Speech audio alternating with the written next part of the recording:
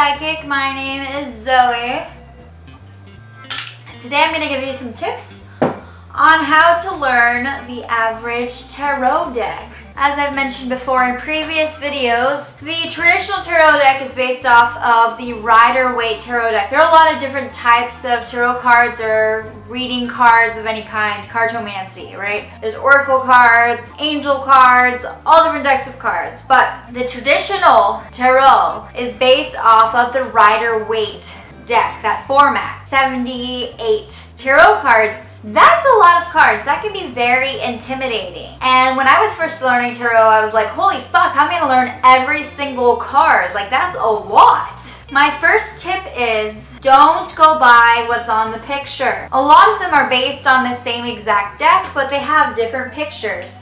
So the first thing is to memorize the tarot deck, you have to learn the meaning of the card regardless of what the picture is. What makes the reading really fake is when someone will just look at what the card looks like and say, okay, this is what it means. Don't ever try to memorize the card by its drawing. It comes across as unprofessional and it simply doesn't help you in the long run. Don't look at all the exact meanings in every book and try to find what is similar and what's not. Think about what the card means to you, and as you practice, as you go along, you will soon kind of develop a meaning for each card for you. And when you read people, you will project that meaning. Cards should be a tool for you.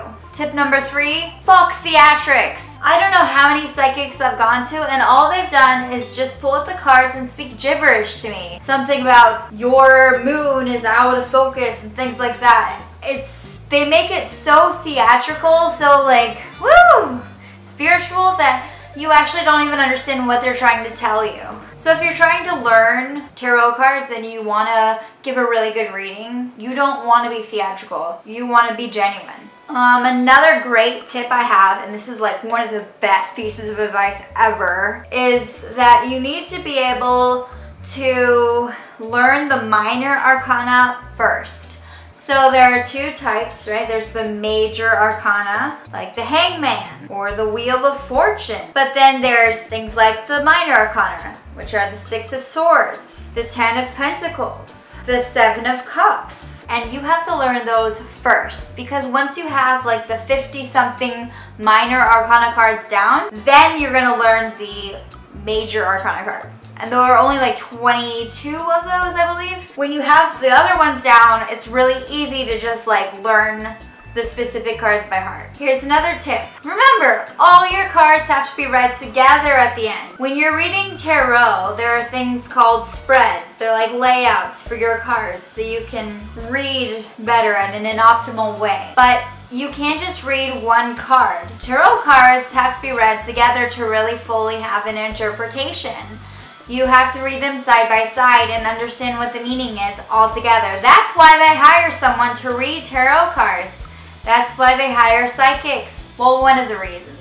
Because anyone can just learn what cards mean, but being able to interpret them intuitively and knowledgeably is very important. My next piece of advice is practice. You have to practice. This doesn't come overnight. Practice. Don't practice on people you know. Practice on strangers. Practicing on strangers is the best thing you can do for yourself and for your tarot. And the last piece of advice I have is to pick the right deck. If you don't pick the right deck, then screw it. Give up, honestly, because picking the right deck is so important. It is so difficult to find a deck that really speaks to you.